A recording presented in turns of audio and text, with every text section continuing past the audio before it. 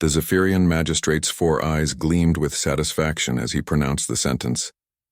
Marcus Chen, for the crime of illegal salvage operations in restricted space, you are hereby sentenced to 20 cycles of hard labor in the Kepler 442 mining facility. Marcus stood in the defendant's cage, his human frame dwarfed by the towering alien courtroom. He'd known this day would come eventually. 3 years of running salvage ops in the Outer Rim had been good to him, but the Galactic Trade Consortium didn't appreciate independent operators cutting into their monopoly. 20 cycles, he muttered to himself as the mag cuffs clicked around his wrists. In Earth years, that was nearly 43 years. He was 32 now. He'd be an old man when he got out if he survived at all. The transport ship was a rust bucket, packed with convicts from a dozen different species.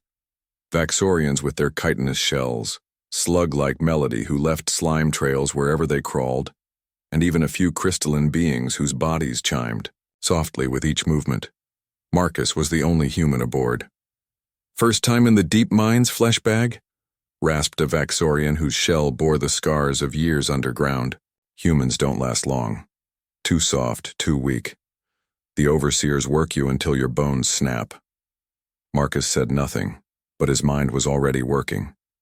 He'd spent 3 years in asteroid belts, learning to read rock formations, understanding the flow of valuable minerals through space debris. Mining couldn't be that different. The Kepler 442 facility was a nightmare carved into an airless moon. Massive excavators the size of city blocks tore into the surface while thousands of convicts hauled processed ore through endless tunnels. The Krolak overseers, massive bear-like creatures with cybernetic implants, supervised with shock prods and threats. Marcus was assigned to Deep Shaft 7, the most dangerous section where rare neutronium deposits lay buried beneath unstable rock. The mortality rate was 60% per cycle.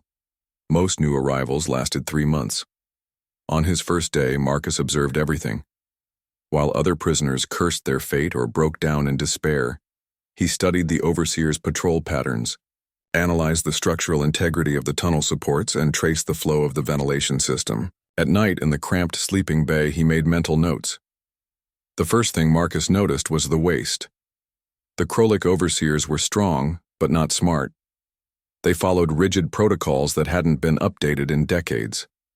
Valuable mineral veins were abandoned because they didn't match the predetermined excavation patterns. Equipment was discarded when simple repairs could restore it to working order. Most importantly, the convicts were treated as disposable assets rather than problem-solving minds. By his 3rd week, Marcus had quietly begun organizing his fellow prisoners. He taught the Melody how to identify stress fractures in the rock, by the way sound echoed through their gelatinous bodies. He showed the crystalline beings how their natural ability to detect electromagnetic fields could locate hidden ore deposits. The Vaxorians' incredible strength was better utilized with proper leverage techniques Marcus had learned in zero-gravity salvage work. "What are you doing, human?" demanded Overseer Grimlock during a routine inspection. "Production in Shaft 7 has increased 40% this month."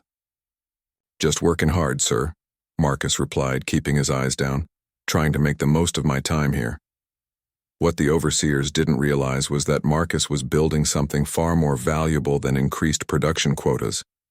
He was building trust, cooperation, and most importantly, knowledge. The breakthrough came in his 2nd year. While mapping the tunnel system in his head, a skill developed from navigating complex asteroid fields, Marcus realized the Krolak had been mining in entirely the wrong direction. The main neutronium vein didn't run where their geological surveys indicated. It curved deeper, following the moon's ancient impact fractures. Instead of reporting this discovery, Marcus quietly redirected his work crew. Using jury-rigged equipment that the overseers had written off as broken, they began a careful excavation. Within months, they'd uncovered the largest neutronium deposit in the facility's history. But Marcus didn't report this either. By his 5th year, Marcus had become the unofficial coordinator of Deep Shaft 7. The other prisoners looked to him for guidance, and even some of the younger overseers began asking his opinion on mining operations. He'd taught himself the Krolak language by listening to their conversations and had gained insights into their corporate structure. The Kepler 442 facility was struggling. Ore yields had been declining for years, and the parent company was considering shutting down the operation. The overseers were under pressure to increase productivity or face reassignment to worse postings. Marcus saw his opportunity. "Overseer Grimlock," he said one day, approaching the massive Krolik with unusual boldness, "I have a proposal that could save this facility." The conversation that followed changed everything. Marcus revealed his discovery of the true neutronium vein, but more importantly, he presented a comprehensive plan for restructuring the entire mining operation. His proposal included better equipment utilization, improved tunnel engineering, and most radically, treating the convict workforce as valuable assets rather than expendable labor. "Impossible," Grimlock growled. "Prisoners cannot be trusted with such responsibilities." "Then test me," Marcus replied. "Give me 1 month with a small crew. If production doesn't double, execute me. If it does, consider implementing my recommendations." Facility-wide, the test was a spectacular success. Not only did production double, but safety incidents dropped to 0. Word spread up the corporate hierarchy, and within 6 months Marcus found himself in an unprecedented position, a convict serving as a mining operations consultant. By his 10th year, the official title on his work assignment read, Deep Operations Coordinator. By his 15th year, it was Assistant Mining Director. The other prisoners had been given shorter sentences and better working conditions based on Marcus's reforms. Now, in his 20th year, Marcus stood in the command center, overlooking the entire facility. The Krolik executives from the Home Office had arrived for their annual inspection, and the numbers spoke for themselves.